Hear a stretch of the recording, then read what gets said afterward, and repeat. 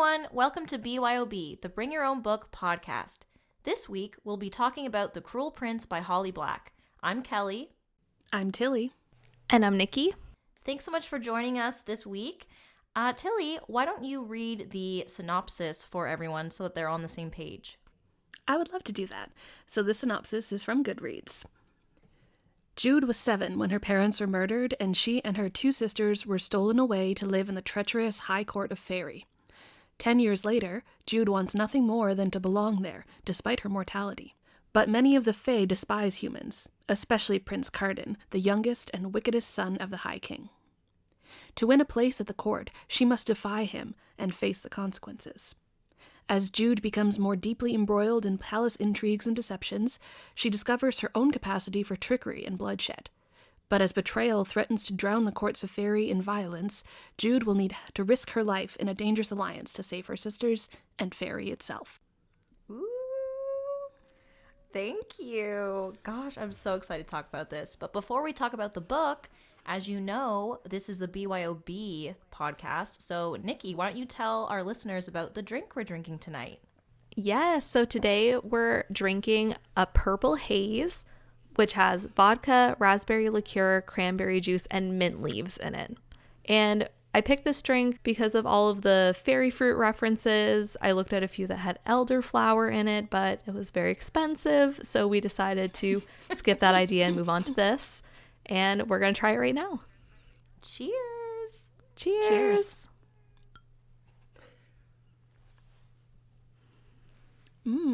Tart.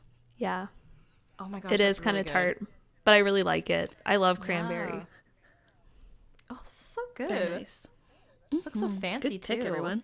Yeah, we're going to put a picture of this up on our Instagram and Facebook, so make sure you're liked and subscribed to those feeds so you don't miss out on any of our goodies, whether they're bookish or drinkish, if that's a word.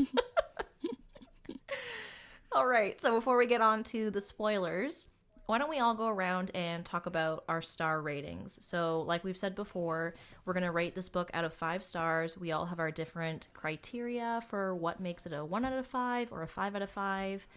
Tilly, do you want to go first? Sure. So I rated this book a 3 out of 5, but it's actually more of a 2.5 out of 5 for me. I rounded it up a bit. I'm sorry. I know this book is much beloved and much hyped, but there were just a lot of things that didn't really work for me. I found myself getting very annoyed with all the characters, and I almost felt like there weren't enough details to really get me invested in the people that I was reading about. So even though it was enjoyable because it was very fast-paced, there was a lot of twists and cliffhangers, I just ultimately felt like the reading experience was not very pleasant for me because I just kept getting angry at everyone and all their choices. So that for me is not a very great book, so I gave it a 2.5 but rounded it up to 3 for action purposes, I guess. Oh my god. I gave this book a 4 out of 5. I found that it was really slow in the beginning. I thought that I kind of felt like it was never going to pick up. And then around page 75, I guess, I was like, oh my god, this is happening. Things are starting to move forward. And then I started to enjoy it a lot more. Yeah, so I actually had a really similar experience as Nikki did, or as Nikki's experience. I gave it a 4 out of 5 because I thought the beginning of the book was a little slow, but then I think just a little bit before Nikki got into it, I got into it, and I was all about it. I wanted to know what was happening, why the characters were doing what they were doing, because some of them made me so angry, but unlike you, Tilly, it made me want to read more because... That's great. I think that's just, clearly that's how I am. That's just my personality. I just get all like, oh, riled up. Why is this happening? How could this happen? I just keep going. So I really enjoyed it. I want to know what's happening in the next book. It's in a series called The Folk of the Air. And I believe there's technically 3 books, but then there's a novella in between the first and second. And then there's like a little extra book that just came out this year that's not really part of the main story. But yeah, I really liked it. 4 out of 5 for me. One thing that I will say is that because I haven't read a lot of books with fantasy in them lately, or not necessarily fantasy elements, but the fact that it was set in a whole other almost world of Elfheim. I found that the language was kind of cringy at the beginning when they're trying to explain all of the different elements of the world. I just found myself kind of being like, oh, could you stop? There was something about it, but as I started to learn about the characters and get more invested in the actual story, I found that stuff didn't really bother me that much. That's fair. I mean, there's also a lot of different creatures in Fae, or that make up Fae. I think, is Fae like a race, I think? Fae is like the overarching peoples, I guess. I always thought that Fae were just fairies, but Fae is actually like gnomes, trolls, pixies, fairies, fukas. Yeah, we're gonna get to those. You know, whatever. I didn't know what that was for so long. I'm like, what is a fuka, poofa? I think they're both real, quote unquote, things, creatures. So because of all the different types of creatures I had never heard of that are not explained when you encounter them in the book, I was pretty confused at times, and I didn't know what to imagine when I was reading it. But then I was like, whatever, I don't care. I want to hear more about Cardan and Jude and Taryn, who we're going to talk in depth about when we get to the spoiler section. Because there were so many different creatures in this story, I didn't know what to imagine, and I got a little confused at times, but I got over it pretty quickly and just stopped trying to imagine all these creatures. Yeah, I think that was something that kind of tripped me up too, was that there were so many new words that I was learning, and I didn't have a good idea of like a visual for each of those words. So I would have appreciated maybe a glossary or something, or maybe just a little bit more detail about each of the new kind of creature or races that we encountered. I almost found like the author focused on really weird details that I didn't care about, but then left out some pretty big details that I did care about. I think there was a section where Jude was talking about like a particular mug or something, and the exact metal of the mug, the look of it, the finish, the engraving, all of that was like very carefully explained, but then I still didn't know what color skin Maddox had. Maybe it was her favorite green, mug. I believe. Maybe, but I don't know. It still felt a bit like I just didn't have as good an idea of a visual. Yeah, that's totally fair. I mean, you notice they always put maps in the front of these books, but they don't have glossaries all the time necessarily. Mm-hmm. Yeah, and also the map is not detailed enough that it's actually helpful. Yeah. How do I get to Elfheim? There's no instructions. I guess I was just like, when I looked at the map, I was looking for like a little bit more detail about maybe showing some paths and stuff from how you get from one place to another, so that as Jude is doing all of these things, she's going between the castle and Hollow Hall and Maddox's place, you can see how she's getting there and help kind of visualize the scene a little bit more, but it didn't have any of that in it. It was just a really pretty drawing. Well, and not to mention, isn't Elfheim right across from Maine? So how is she getting from Maine to Elfheim? That would have been cool to see, like, oh, here's the mortal world. On the Ragwort horses over the water. Oh, no, I mean, like, the path, because we're talking about on the map, right? Like, there's no detail of, like, how do you get from here to there? How do you... Oh, yeah. Like, what's the relationship between, like, how close is it in relation to Maine? Oh, I see. And does Hop, the skip, rain and in jump. Spain fall mainly on the plain or not? And why? Where is that soggy plain? Anyways. Yeah, it's funny because it's such a short book relatively, and I've read a lot longer fantasy novels that I felt I had a clearer understanding of where I was in relation to other places. Like, I'm thinking of Game of Thrones. When you read those books, I think it's really well explained, you know, that the wall is in the north and it's this far from Winterfell, which is where the Starks live, and then this is this far from this. And I just felt like there was, I don't know, some missed step for me in this book about details about location and characters. There has to be a happy middle ground between The Cruel Prince and Game of Thrones, because Game of Thrones is way too much detail for me. I could not finish those books. Like, I couldn't. There's gotta be a middle ground. Yeah. Yeah, I think that with the descriptions and stuff, she gave enough that you were curious, but not enough to actually give you any idea of what that meant. She'd be like, oh, this person has horns. But the next time I hear about them, I don't remember that they have horns. I'm just like, oh, who's that guy?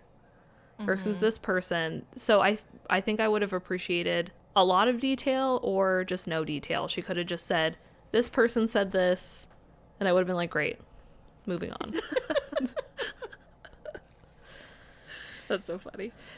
Another kind of problem I had that made it difficult for me to get into the story right away, and maybe this is why you guys had trouble too with it, saying it was kind of slow at the beginning, was that there was this 10-year gap in between the prologue, which explains why and how Jude and her sisters are transported to Elfheim, and then it fast forwards 10 years, and we don't have any more context of what's been going on in those 10 years. It's almost like time just zips forward and there's nothing in between. Yeah. I don't know. I kind of struggled with that because I just felt like there was 10 years of story that we missed and I didn't know anymore. And it almost felt like Jude didn't know anymore either. Like, I think she was, 16? Yeah. Or 17? 17. For the most of the book. Yeah, and I didn't know anything about her kind of growing up in Fairyland. Or maybe I just breezed past it. I'm not sure. I was a little thrown off by the 10-year gap. Well, I mean, they started the book with her parents getting murdered, and that's not a spoiler because that's on the back of the book. And I had read the synopsis way before I read the book, so there was a huge gap for me. And when I read the prologue, I was like, oh my God, her parents just got murdered in front of her. This is intense. This is so insane right at the beginning. And then there was a 10-year gap where nothing happened, and it was like, okay, great, hunky-dory, I'm in Fairyland or Elfheim. So I totally agree with that. Yeah, it almost messed up the momentum. Yeah. Because it started off so strong and then there was nowhere else to go except to kind of make it a little more boring, maybe. And it was so dark at first, too. Yeah, grisly. But also, have you noticed that that's kind of like Holly Black's shtick through this book? Is she does something really exciting and then she makes it really lame by putting something kind of boring after. Yeah. Yeah. The ending was exactly the same. It was this really climactic ending and then which we'll talk about in a bit. But like she consistently did it through the whole book. Yeah. And I think Nikki and I were talking before and Nikki brought up that weird chapter where suddenly the narration changed. Oh, which one was that? I don't think the narration ever Oh yeah, I don't think the narration changed, but there's one chapter where she writes it kind of like a list. Yeah, like a diary and she's like, entry. These are all of the things that... Oh, yes. And right after that, I put a sticky note in being like, I really don't think that I like that this book is in first person.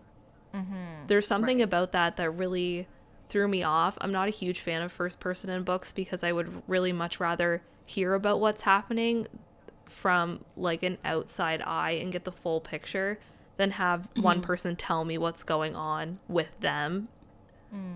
I think that it would have opened up a lot more possibilities with the story. Totally. And Jude seemed to be quite an unreliable narrator as well. I think there was a moment pretty early on in the book where she literally says, but that's not quite right. Here's how I should have told you this story from the beginning. And so you kind of get this sense that she's lying and then you don't know whether you should trust everything she says or not. And it makes it kind of difficult, along with the fact that it's first person narration, to know that she's not always telling the truth or that her experience can't be trusted. Yeah. Yeah, I don't mind first person narration. I just really didn't like that chapter. It came out of left field for me. Right. And I feel like we could have learned the things that she told us about in that chapter through the story in a different way. Like whether it was a flashback or her telling someone or having something remind her of something that was in that list. It was just out of nowhere for me. I'm happy though that it was a one-off and that trend didn't continue throughout the whole book, because I think that if that would have been a regular thing, I don't know if I would have even been able to finish the book because I would have just been annoyed. Yeah, I totally get that. Welcome to my experience being annoyed for a lot of it. But I mean, it's just personal taste, right? And I've definitely read books that I really love that I'm sure you guys would get really annoyed by. So I don't want to blast Holly Black too much because it is a lot of just personal preferences. Yeah, and also keep in mind, I guess, with what Kelly and I are saying, we did give the book 4 out of 5 stars. Yeah. So we obviously still enjoyed the book a lot, even if we have issues with it. So, you know, there's a lot of things that make up a good story. Absolutely. And it wouldn't be very interesting if we just, you know, said we like it and that's it. Yeah. I'm Sorry, sure I've Holly. talked about that exact same phrase before, but here we are. Full circle. Yeah. Yeah. Well, I have a book recommendation, actually, for readers go for who have read The Cruel Prince and enjoyed it, or are interested in reading it but they're not sure. Maybe you've read Inkheart by Cornelia Funke. Mm-hmm. Yeah, it's one of my favorite books when I was a kid. Yeah. Me too. I don't remember a lot of the story, but I remember feeling it was kind of dark, similar to this book. So Yes. why did you pick that one as a recommendation? Well, also I mean, just like what you said, it is a little dark at times, and that book is a children's book. This one is young adult, so maybe you read Inkheart when you were younger and now you're a little bit older. This is still in the same sort of neighborhood or world of storytelling, I think, same kind of style. So I think you would enjoy this book if you enjoyed Inkheart as a kid. Great. The recommendation that I have is Daughter of Smoke and Bone by Laini Taylor. It reminded me a lot of that book because of all the different races of creatures, and there's, you know, the main human that's kind of thrown into a supernatural realm. So that book I actually enjoyed more than this one. So if you didn't like The Cruel Prince but you wanted it to be something different, maybe try Daughter of Smoke and Bone. That one does kind of focus more on the demon world, so there's a lot of demons, half demons, curses, weird art stuff, but it had a lot of the same vibes in that there was kind of this central romance, there's darkness, there's some intense gory scenes and mythology. Ooh, that's on my list. It was really great. I blasted through the first 3 books in like a couple weeks. Yeah, that sounds really good. My recommendation is the Mortal Instruments series by Cassandra Clare. So I'm sure a lot of people listening have read these. They've been out for quite a while. She has a lot of spin-off series, but it has a lot of the same elements. There's a hate to love trope going on. The shadow hunters, which are the main kind of group of people in these books, come from a country called Idris, which is hidden from the human world. It's very magical. There's a lot of like surreal things happening there. You get there in later books. There's 6 of them. So if you like this and you want to keep feeling the same way, you have 6 more books to do it. Yeah. It was really fun. It was the same kind of idea of just having a good time. You know, it wasn't too hard hitting. You don't have to think about a lot of stuff. It's just kind of giving you a good story. Nice. And I think there's a Netflix series too, isn't there, of the Shadowhunters? Yes. It's not great. I don't know. Oh. And it also Okay. doesn't share a lot of similarities with the books. Oh. And there was also a movie that came out a long time ago with Lily Collins. That's what I remember, I think. Yeah. Is that the Divergent? No, that's No. Cheyenne Woodley. Oh, okay. Well, I haven't read either of those, so whoops. Not yet. Maybe I will. Hey, listeners, do you have any recommendations for us? Maybe you've read this book and you're like, what? Why would you recommend this book? Recommend this one. Let me know, okay? I'm trying my best.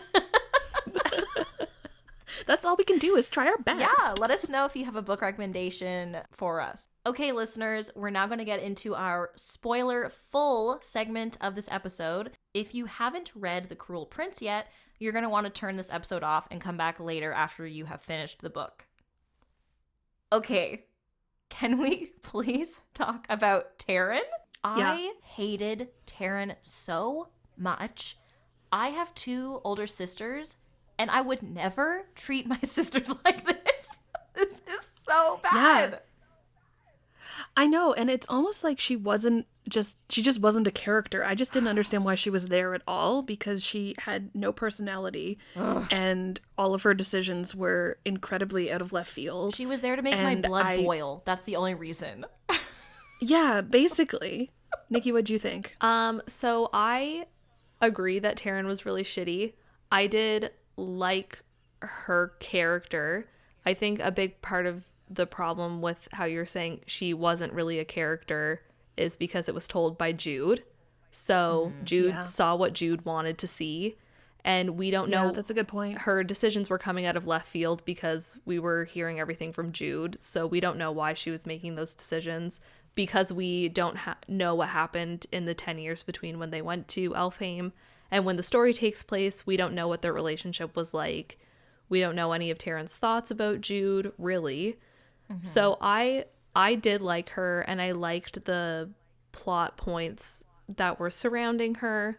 I thought that they weren't done super effectively because of the way the story was told, but I was interested to hear more about why she did those things and why she felt like it was a good decision to kind of betray her sister for Locke and all that kind of stuff. Ugh, yeah, the worst. Locke was the worst. Oh my god, when I read the part when we found out he was engaged to Taryn, but he's been like fooling around with Jude this whole frickin' time, I was like, you piece of shit, okay? Like, such, oh my god, you know? We all have met someone like this, unfortunately. He was the worst, okay? They deserve each other. And didn't Carden say that Jude deserved Locke? Well, I don't know. Joke's on you, Carden. Yeah. But I did kind of appreciate how Locke was written. I found him to be kind of the opposite of Taryn, where I didn't know anything about her motivations. I didn't understand her. And maybe it was because of what, Nikki, you were saying about how everything's from Jude's perspective, and she was more interested in Locke than she was in her own sister. So I liked that Locke was set up as a villain. Or I guess he was set up as a love interest and then revealed to be a villain. But there were all these subtle hints sprinkled in about how he likes stories and he likes the drama and he likes to spin the tales and watch things unfold, which put me on alert right away because I'm not a fan of people like that. And I thought he was kind of well constructed in that way. Yeah, I was really interested when we see their first interaction. I was initially just like, yes, we're getting to the spicy love stuff. But at the same time, I was like, wow, where is this even coming from? It was like he turned his head one day and was like, oh, Jude. And then just goes over to her and he's like, oh, being sweet to her and stuff. And I was like, there's no setup. Why? I want anticipation. I want something more than this. But also, he didn't even help her out when Carden, Valerian, and Nicasia were bullying her. And, like, they were being extremely terrifying. Like, they were doing horrendous things to Taryn and Jude. And then she would be like, oh, then Locke picked me up and we walked away. Or he looked at me and then he left. Oh, how romantic. He just let you get all these things done to you. Like, are you joking? No, I'm sorry. Listeners, don't stand for that. If your partner is just going to watch things happen to you, no. Okay? Lesson number 1. Yes, good point. Thanks. There were a lot of toxic relationship models in this book, and I just want to go ahead and say that if you think it's good that Prince Carden was so awful to Jude and then they became a thing, don't translate that into your everyday life because you deserve better, listeners. I don't know you, but I'm sure you deserve better because no one deserves that. Exactly. No, okay. Can we talk about Carden? Yes. Go ahead. Yes, no, that's what I'm getting to right now because I have so many feelings about it. Oh, me too. Me too. Okay. So when I read this book, I started off same way as Nikki, sort of like, okay, Locke is here, things are gonna happen, yay, romance, but also where is this coming from? And then I kept thinking, how is this gonna work out? Because Jude is clearly going to get with Carden. Like, it's clearly the hate to love trope, but how is this going to happen? Because he is so awful to her. And then when, I forget which chapter it was, maybe it was chapter 25, 27? I don't know. Who knows? I read it like twice, so I should remember. But I reread that chapter. Not going to lie. But when I got to that chapter where they finally kiss, I was like, why do I love this? I am so here for this. I was so angered by everything that happened before. What is that, Nikki? I can't see your tabbed. Tab for quick review. Easy access. Yes, that's what it is. But I was so angry, but then so into it, and I was like, oh my god, why do I like this so much? I have to reread this chapter. I was just accepting it was steamy. I was like, I'm ready for it. This is what I've been waiting for since page 70 when this bitch picked up. I'm ready to go. Hit me with it. Honestly, what is it? I felt really the same way as you, Kelly, where I was reading it and I was thinking, oh, this is going to be enemies to lovers, and I don't like that trope. I like a gentle friends to lovers situation.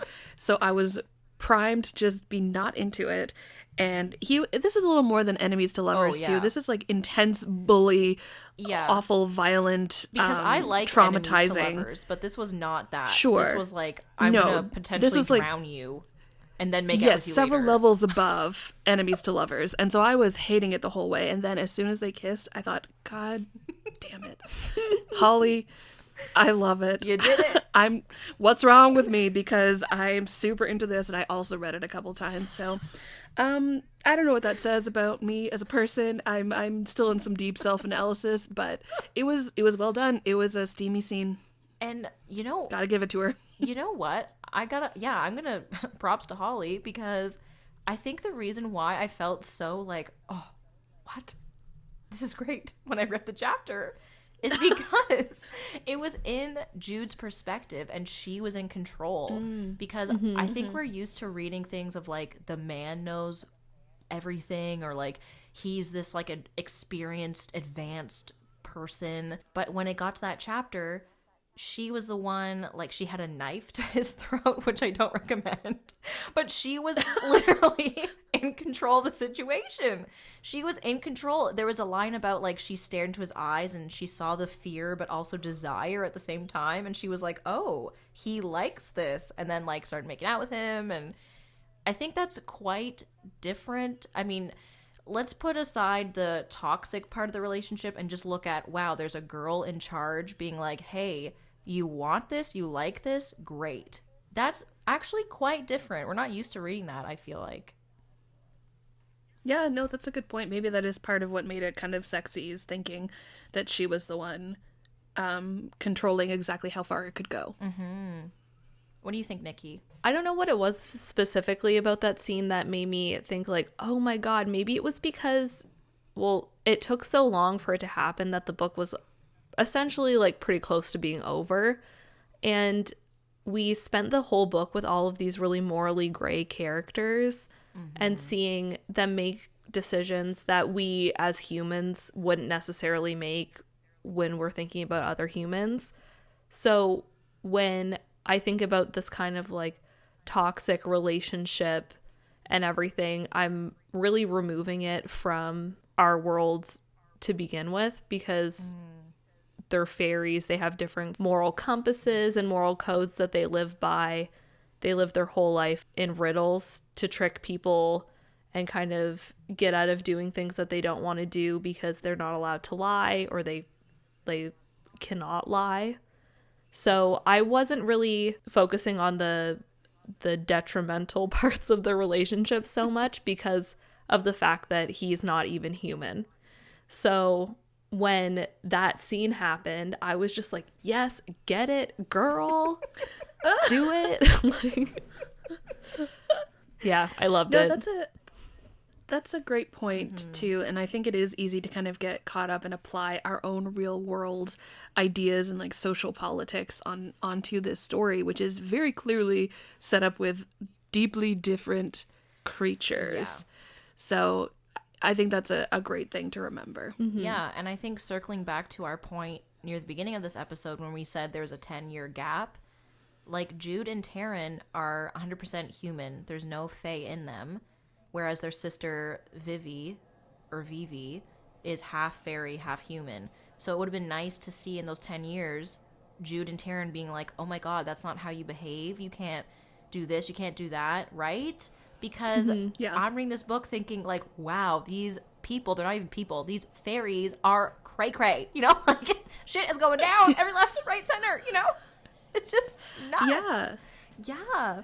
But I will say, I think I don't remember the last book I read where I wasn't even sure if I liked the protagonist, because I don't even know if I really like Jude. I don't think I'd want to hang out with her. I'm sorry.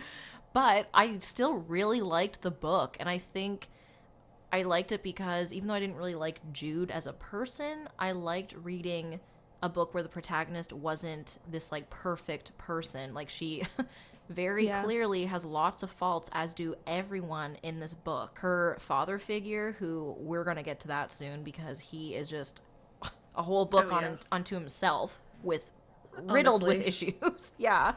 But her and her sister have a lot of issues. Locke, Carden, everyone. It's a scary place, Elfhame. I don't think I'd want to go there, personally. Oh, no.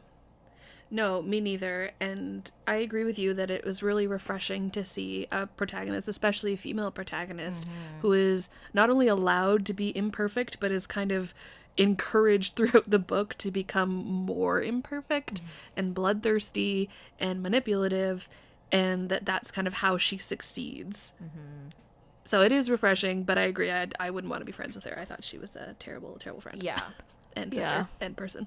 Well, seeing as I already brought up their father figure, Madoc, let's just get into his whole situation, because wow. Yeah, what a wow. terrible father figure for everyone. Oh my god, like I should have read this book like you did, Nikki, because I did not really separate Fae from people, and I was just like, what is going on? Why are we all allowing this to happen? You know, like major gaslighting, you know? Oh my god. I don't even know where to begin. I got so angered at Jude every time she was like, oh, I want him to love me, or I've grown to love him as a father. I'm like, are you joking? You were old enough to remember him killing your parents. Like, I understand trying to survive, but what?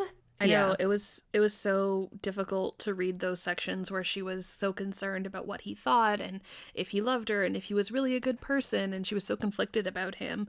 And meanwhile, he literally, dips his hat in the blood of his enemies. He's a red cap. And it was a lot. I was surprised that she never expected him to betray her, given that that's literally what he does throughout the whole book to everyone all the time. I was like, Jude, what are you doing? Like, LOL, I never expected it. Are you serious? Girl. What intervention. Are red caps, is that a species? Or is he something and he is a red cap? Like, she could become a red cap if she wanted to. All she needs to do is buy a beanie and put some blood on it. Like, a beanie. Good question. I thought it was a species, but I could be wrong. But I would know if we had a glossary. Oh! No, I agree with Tilly. it. I agree with Tilly. I think it was a species, like a subsection of Fae, if you will. I don't know the terms. I'm not in that field of work. I don't know what you would call it. But maybe you're right. Maybe it's an employment. What's the word I'm looking for? A career path? No. Like something someone does because that's how they were born. Like their birthright, but not. Like, I know what you're trying to say, but I don't know the word. I don't, so I'm glad you do. At least someone does. Anyway, yeah. So is he a red cap like how we're humans, or is he a red cap like how I'm a production manager? Like, right. you know what I mean? Yes, I see what you're saying. I assumed because he was also a general in the army that was his job, and that red cap is who he is. Actually, yeah, okay. Yeah, I think maybe this will help explain, maybe. I saw it as kind of like, he's a red cap, so it's like whatever his name was a Dothraki, and Dothraki tend to be like this in Game of Thrones. Right. Yeah. But then again, I haven't done any research on it, so I can't say for sure, and I don't know why I'm acting like I'm an authority on it. There's no glossary, so I just look to you. As the leading red cap expert in Canada. Because you're a ginger. The red cap. Oh my god, it's all coming together. She dips her hair in blood. She does not. I don't. Kelly. No. That's why I said she does not. Listeners, she does not. Well, sometimes. Listen, the mood sometimes strikes me, but I don't indulge that particular She fantasy. refrains. With the full moon comes the dipping of the hair. Anyway, getting back to this book. Yes. Yeah, I don't know why Jude thought that he would never betray her. Like, why was she shooketh by the fact that he betrayed her? And also, why didn't she kill him at the end of the book? Like, Great question. I got mad at Jude so many times. I was like, you are so dumb. Like, why would you do this? But I had to keep reading. I still really liked this book. Yeah. I think I wasn't really interested in the storyline with her and Maddox because it was very predictable. It's in his nature to betray to get what he wants. Great, end of story. He betrays to get what he wants. Who saw it coming? Everybody. Like Everyone but Jude. yeah, clearly. The one that he's been training since she was 7 to be essentially exactly the same as him. Yeah. I just can't help getting riled up about the Maddox situation, honestly. That's fine. Because if it riled you up, it riled you up. I mean, it did. But there were so many twists in this book, and I feel like he was related to a bunch of them. So I was like, what the frig? Like, why did you not kill him at the end? I understand it's like, okay, well, if you get mad at someone for like, you know those books or plays or movies where it's like everything could have been solved by one conversation? I understand. Yep. Yeah. I understand those are frustrating, but that without that conversation, there would be no drama, like no point of having the story. So I get like, okay, she probably had to keep him alive for the second book. But like, are you serious? I was reading it and he's poisoned, but just enough to make him sleep? Why didn't she kill him when she had the chance? I agree. It seemed obvious that the author kept Maddox alive for the second book. I mean, I assume. I haven't read the second book.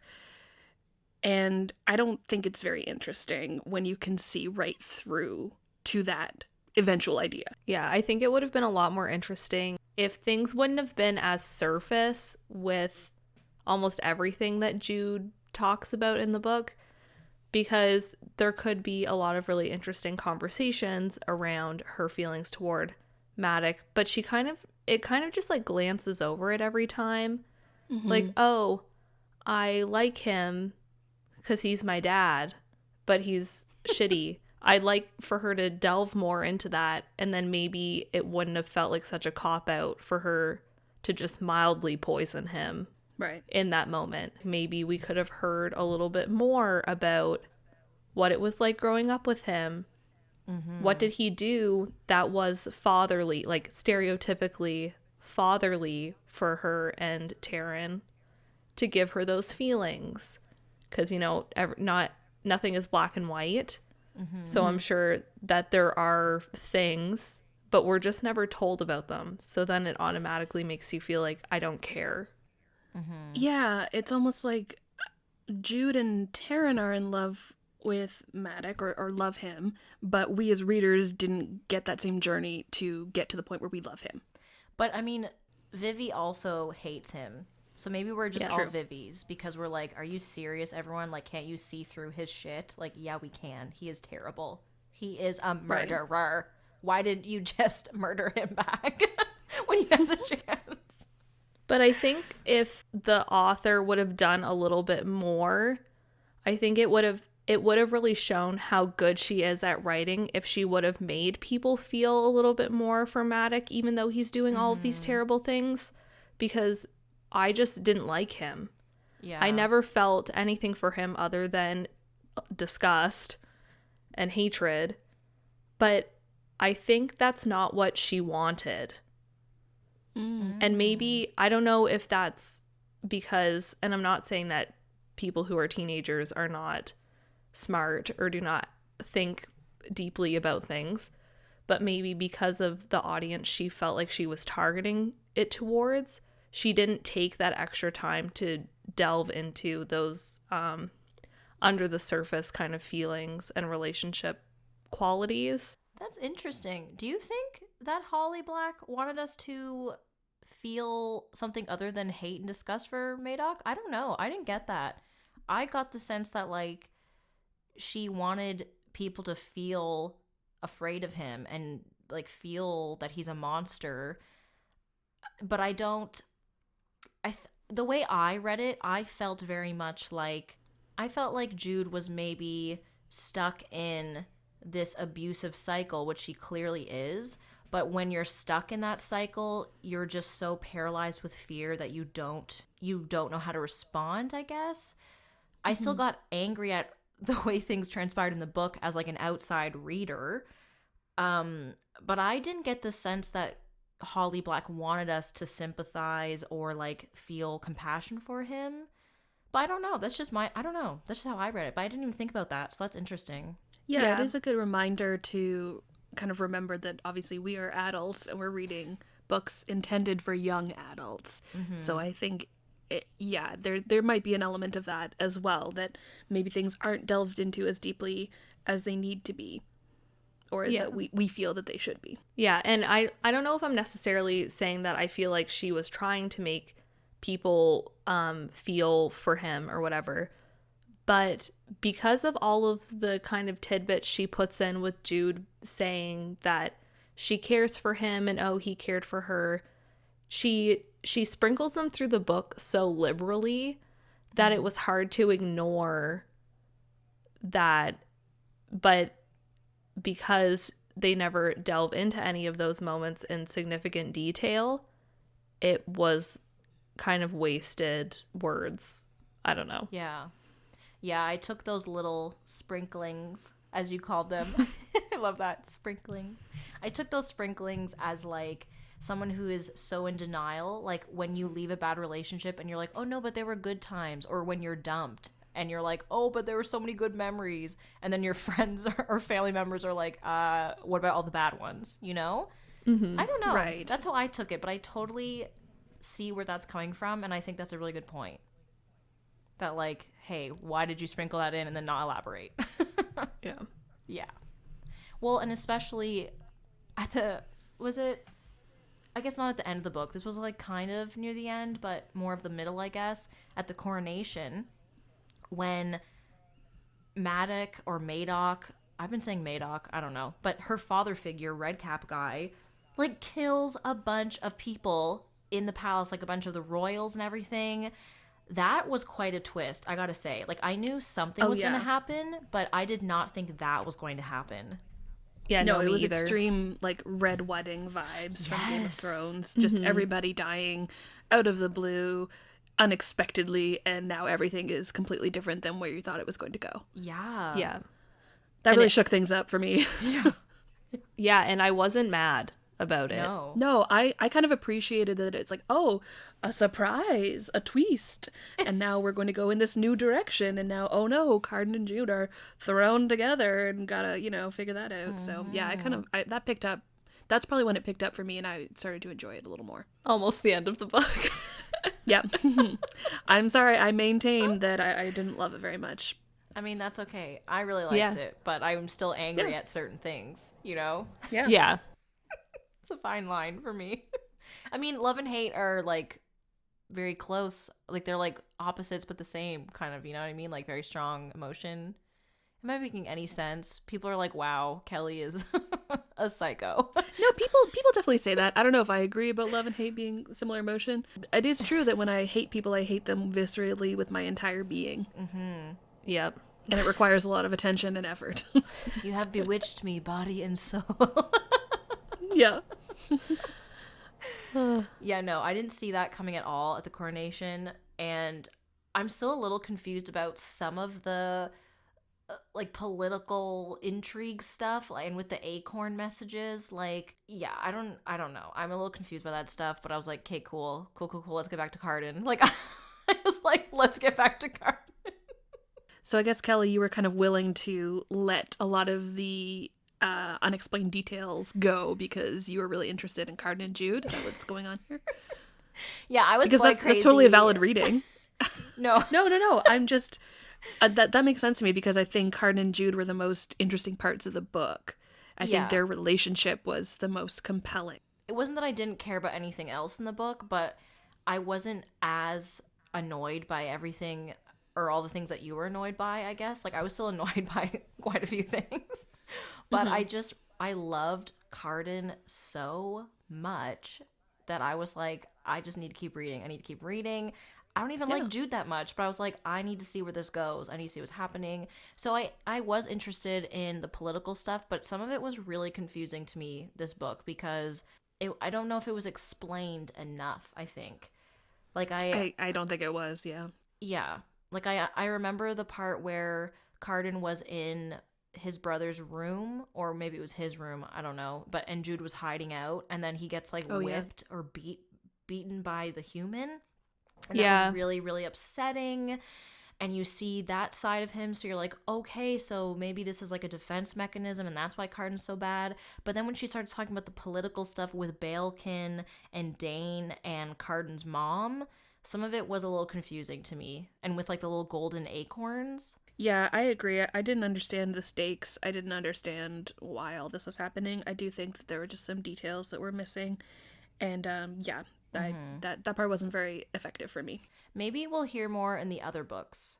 Yeah. So were you guys surprised by who Oak was?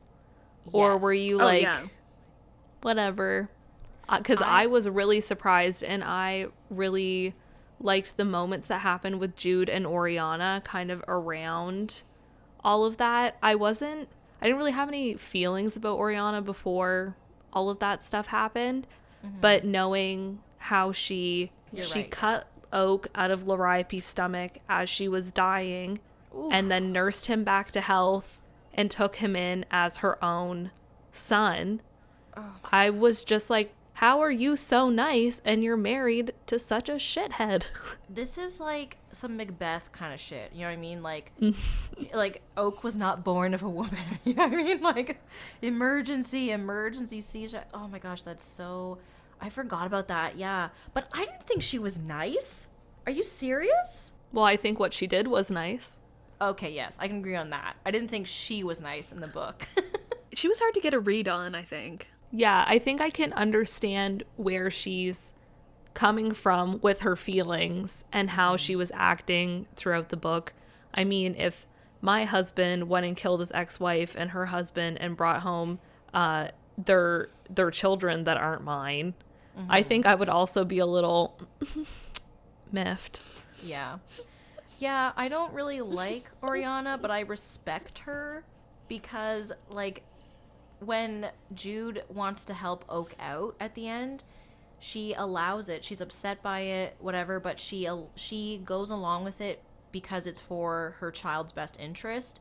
And I like that she does that, but that it doesn't mean that she's going to love Jude suddenly, which I respect because, like, I'm sorry, we can't like everybody, you know, but at least she's doing the right thing for her kid. Yeah, you can really tell that Oriana's, like, the only adult in the family. Yeah. Must be so exhausting in that household. Honestly, all that emotional labor and just dealing with everybody all the time. I kind of felt for her, actually. Just quietly taking care of everybody. I mean, I didn't feel for her, but I understand. It's possible. It's been a while since I've read it, so it's possible that I'm just, projecting onto her a little bit now. I have a question. Yeah. Which is about the title of the book. Ooh. Who do you think is the cruel prince? Because we've got 3 princes, and they're all pretty bad. We got Baelkin, we got Dane, and we've got Cardan. Thoughts? I think it could be any of them or all 3 of them, but I think it's the obvious. I think it's Cardan, just because of all the little tidbits in the book about, like, everyone calls him the cruel prince, and I think they do anyway in the book. I think the classmates call him that, refer to him as the cruel prince. And also the fact that he says, if I was going to be bad, I'll be the worst there is. So... I think it's Cardan. I think it could be any of them, but... Also because the whole book focuses on him. Well, not the whole book, not the first 70 pages, right? Yeah, not enough of the first 70 pages, that's for sure. But, yeah, I mean, I do think that it's, like, probably, it's the obvious. It's Cardan. But it's really interesting to think about Baelkin and Dane in relation to that, because Baelkin is very obviously cruel, a very heartless person who's trying to work his way to get the crown. He's not in his father's good graces, so he's going to be trying some slimy ways to get to where he wants to be. And the way that he treats Carden is awful. So, I mean, there's definitely an argument for him too.